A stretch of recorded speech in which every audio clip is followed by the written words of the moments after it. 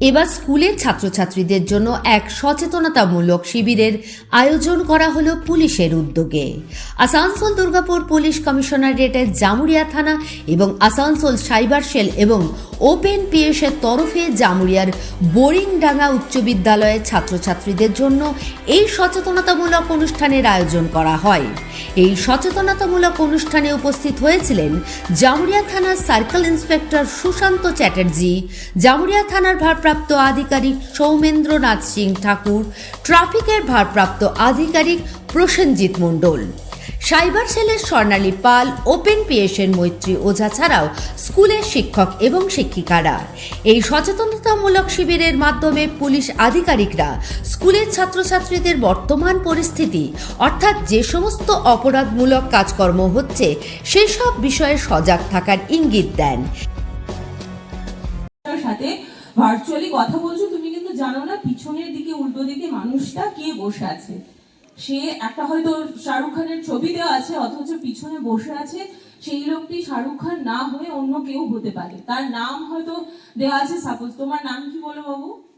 রাহুল। নাম দিয়ে রাহুল হচ্ছে ফেসবুক অ্যাকাউন্ট চালাচ্ছে মিষ্টু মুখার্জি নামে।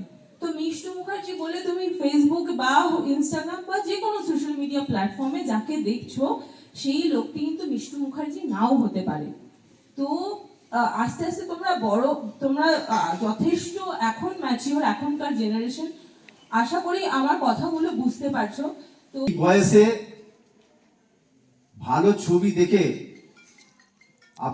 তোমরা নিজেরা যদি ওতে অ্যাট্রাক্টেড থাকো তাহলে কিন্তু এটা একটা বড় ভুল।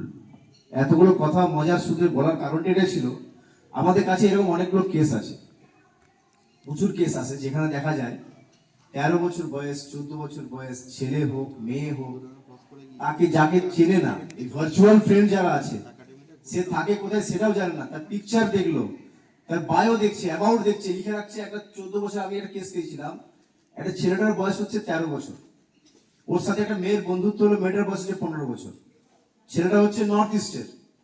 ওর একটা ছবি ভালো করে এডিট করে দিয়ে রাখলো, নিজের বায়োতে অ্যাবাউটে লিখে রাখলো, বড় মাল্টিন্যাশনাল কোম্পানি নাকি সিইও। ওর সঙ্গে যোগাযোগ করলো, ফোনে এক্সচেঞ্জ কথাবার্তা হলো, এই জানতো না, মেয়েটা ওকে না জেনে না চিনে চলে গেল। এটা একটা কেস নয়, এরকম প্রচুর কেস পেয়েছি। আমাদের যথেষ্ট অনেক কষ্ট করে অরুণাচল থেকে মেয়েটাকে উদ্ধার করতে হয়েছে।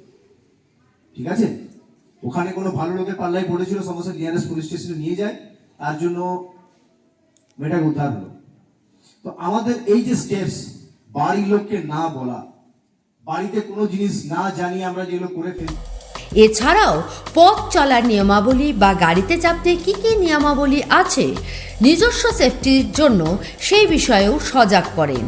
মোবাইল ব্যবহারের ক্ষেত্রে সজাগ থাকা ছাড়াও অজানা প্রোফাইলকে এড়িয়ে যাওয়া, এই সমস্ত বিষয় নিয়ে আলোচনা করেন পুলিশ আধিকারিকরা। এর পাশাপাশি অপ্রাপ্তবয়সে বিয়ে না করার পরামর্শ দেন এবং আইন অনুসারে প্রাপ্তবয়সে বিবাহিত জীবনযাপন করার জন্য অবগত করেন এবং সর্বোপরি পড়াশোনার দিকে মনোযোগ বাড়ানোর জন্য পরামর্শ দেন। জামুরিয়া থেকে ধনঞ্জয় তেওয়ারির রিপোর্ট, অ্যাক্টিভিস্ট বাংলা।